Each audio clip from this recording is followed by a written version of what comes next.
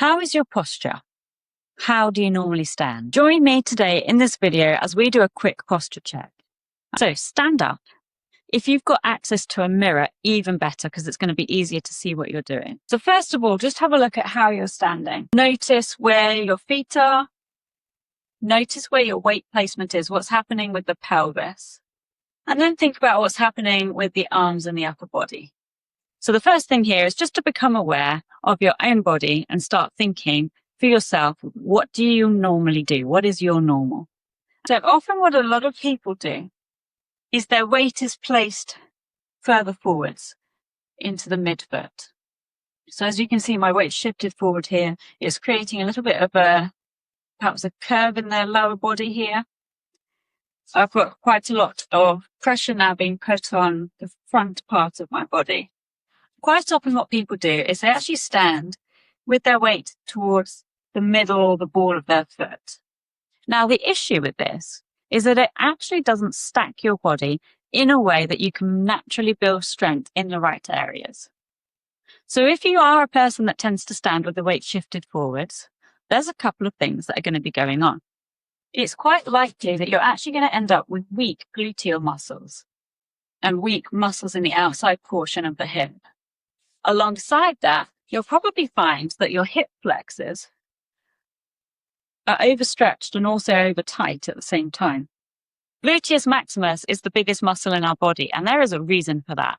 And it's because it's supposed to be the muscle that does the main bulk of supporting when we're in a standing position. Obviously, there are lots of other muscles that support us as well. But our quads at the front and our hip flexors are not supposed to be main stabilizing muscles. They're supposed to be muscles that help us to move our legs. So when we're standing with our weight shifted forwards, our hip flexors are having to do too much work and the glutes are asleep and not doing very much at all. We also might run into other problems further down the line because if we're not stacked in the right position, our bones are not loading in the most optimal way, which also means we might not be building bone strength as efficiently either. So one simple shift in our weight placement can actually change the way we're standing and help us to build strength in our glute muscles naturally and help to release the tension in the front of our legs. You also might find that it can help your lower back to feel better too. So what do we need to do?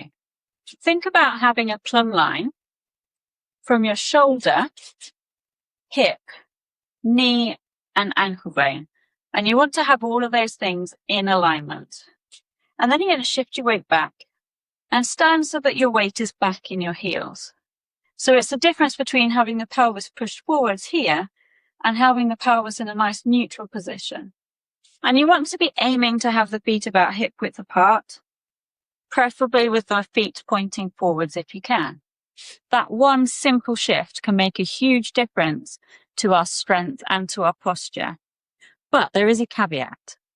If you're wearing a shoe that has a little heel on it or even a big heel, it's going to push your weight forwards and you're actually not going to be able to get your weight back over your heels in the right way because whenever there's a heel put onto a shoe, your body's then going to have to compensate. So if I had a little heel on, it's pushing my weight forwards and then I'm going to have to bring my upper body back. And you end up with a more curved spine.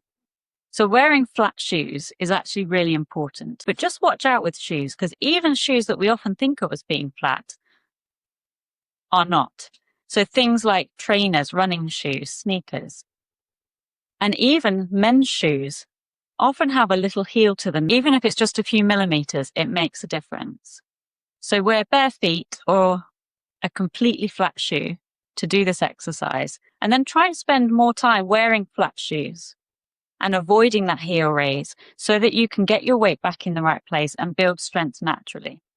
But if you are somebody who usually does wear a heel, you may need to transition to a flat shoe very slowly, and you'll need to do some work on your calves. So I invite you to go and watch this video if that's you.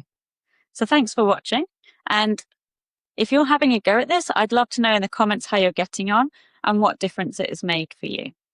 Also consider subscribing to this channel and sharing this video with a friend who you think would also benefit. So thanks for watching, and I'll see you next time.